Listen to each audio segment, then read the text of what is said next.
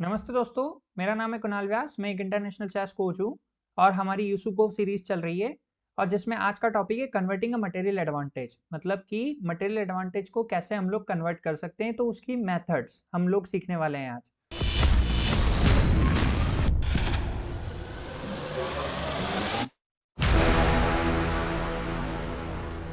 तो पहली मेथड होती है अटैकिंग प्ले।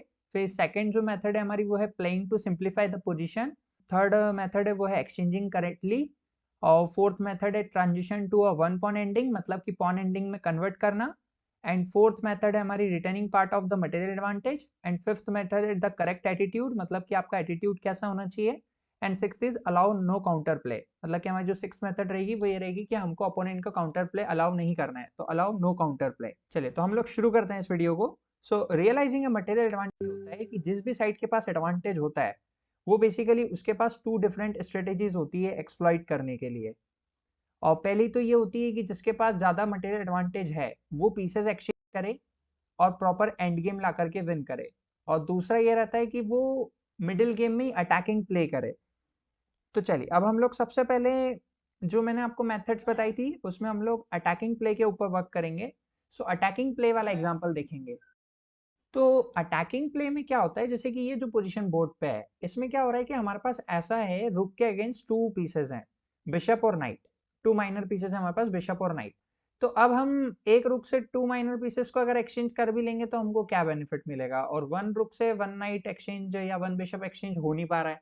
तो जब हमारे पास ऐसा एडवांटेज होता है मटेरियल का जो हमारे पास पॉइंट्स में ज्यादा है लेकिन हम उसको एक्सचेंज नहीं कर सकते, तो हम उसको फिर एक्स्ट्रा फोर्स की तरह यूज करते हैं।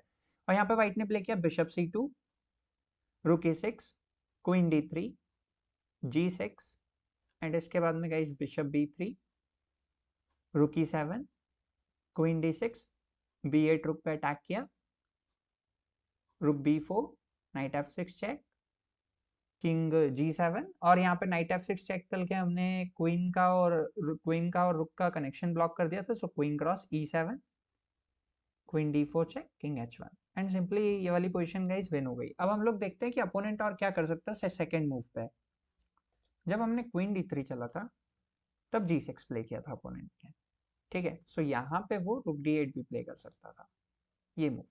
लेकिन इसमें क्या हो रहा था, night F6 check. Again guys हमने वो ब्लॉक कर दिया डायगोनल क्वीन और रुक का। सो यहाँ पे अब अपोनेंट को पॉन से कैप्चर करना पड़ रहा है। पॉन से कैप्चर करने के बाद क्वीन क्रॉस D8 चेक, रुक E8, queen cross E8, checkmate हो जाएगी।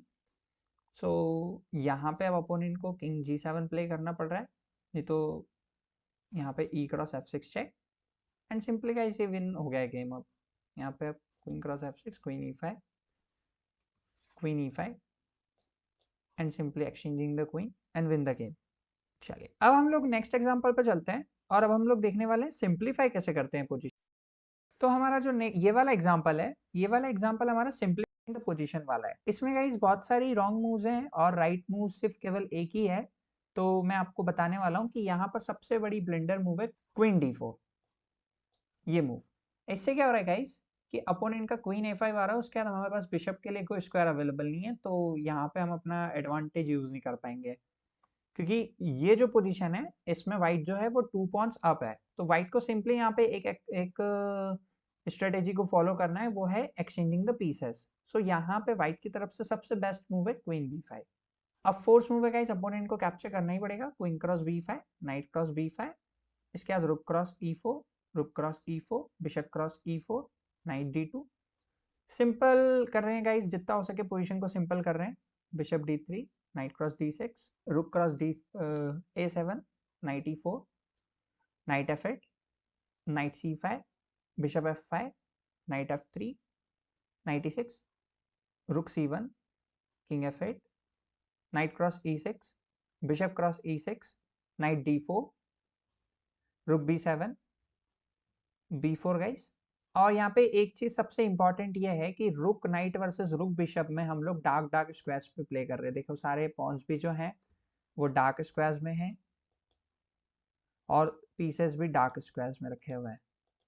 और जितने ज्यादा डार्क स्क्वायर्स में पीसेस रहेंगे तो बिशप के अगेंस्ट प्ले करने में आसानी रहेगी, बिशप अटैक नहीं कर पाएगा, तो सिर्फ अपोनेंट को रुक से ही अटैक करना पड़ेगा। बिशप D7, F4, अगेन एक और पॉन को डार्क स्क्वायर में प्लेस किया, किंग E7, किंग F2, जैसा कि एंड गेम में हमको सेंटर में लाना होता है अपने किंग को, रुक A7, रुक C3, किंग D6, रुक D3, king E7, king E3। अगर सब यहाँ पे ये गेम वाइट के लिए इजी विन हो गया है। अब इसके बाद में वाइट की यहाँ पे ये स्ट्रेटेजी है कि वाइट सिंपली यहाँ पर अपने नाइट को C5 प्लेस करेगा, C5, और उसके बाद फिर इजीली ये जो पॉन प्रमोट करने के लिए प्ले करेगा।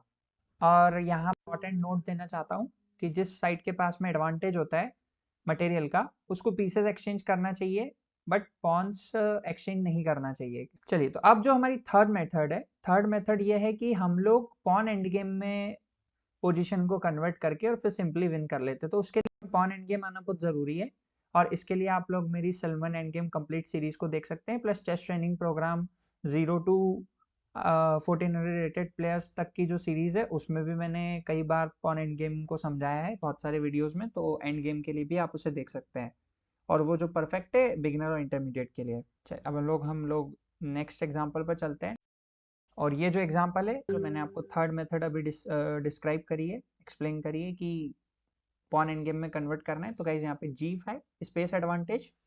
स्पेस एडवांटेज एंड गेम में बहुत ही इंपॉर्टेंट टूल होता है, तो उसका यूज हम लोग करते हैं। देन रुक F5।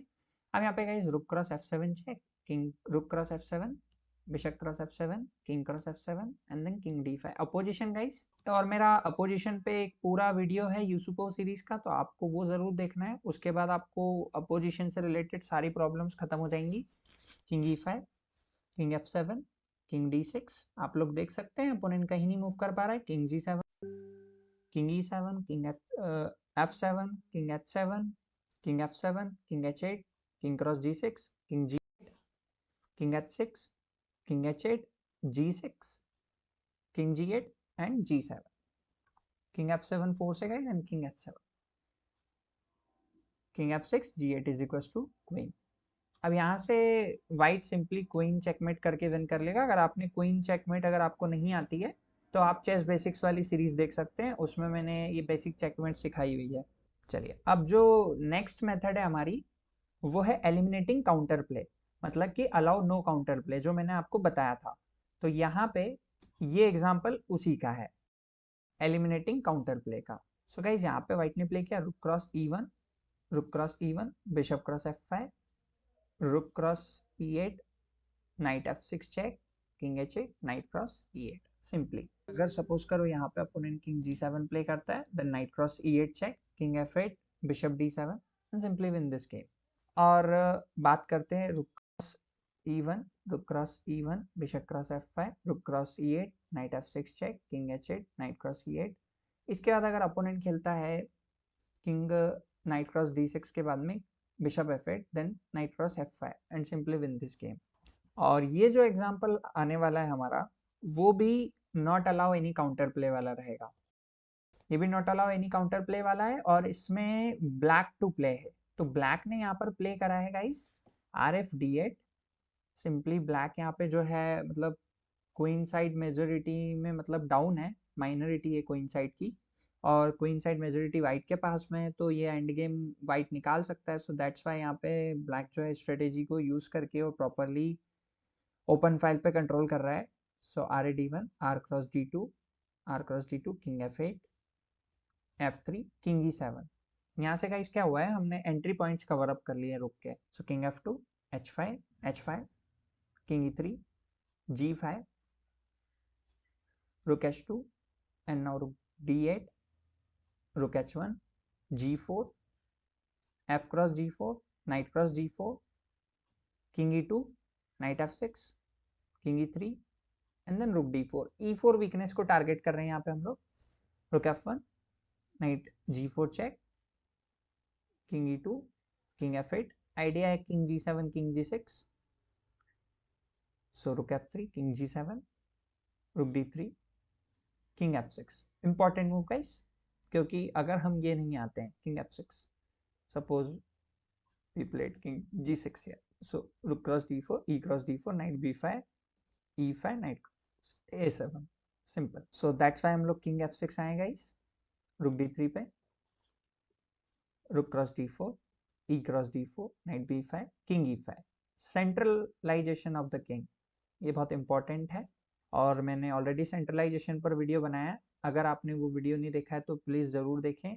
और 21 मिनट्स का वो वीडियो है, तो उस पर आपको सेंट्रलाइजेशन ऑफ द पीसेस पे पूरे के पूरा अच्छे से इंस्ट्रक्शन मिलेगा कि आपको क्या क्या फॉलो करना चाहिए सेंटर को कंट्रोल करने के लिए। So knight cross a7, king cross e4, knight c8, d3 is equal to check, d3 check, king d2, king d4, c5, b cross c5, knight d6, knight e5, knight b5 check, king e4, knight c3 check, king f3, a4 and king cross g3, a5, knight c6, a6, h4, knight e4, king g2। और यहाँ पे मैंने आपको पहले ही बताया था guys कि ये जो डायगोनल डिस्टेंस होती है, इसकी वजह से ये नाइट के ये दोनों स्क्वायर्स रुक चुके हैं, मूव नहीं कर सकता है यहाँ पे और पॉन को रोक नहीं पा रहा है knight. King cross d3, knight b4 check, king c4, knight cross a6 and simply win this game. Thank you for watching this video. अगर आपको वीडियो अच्छा लगा है तो प्लीज़ लाइक एंड सब्सक्राइब जरूर करें।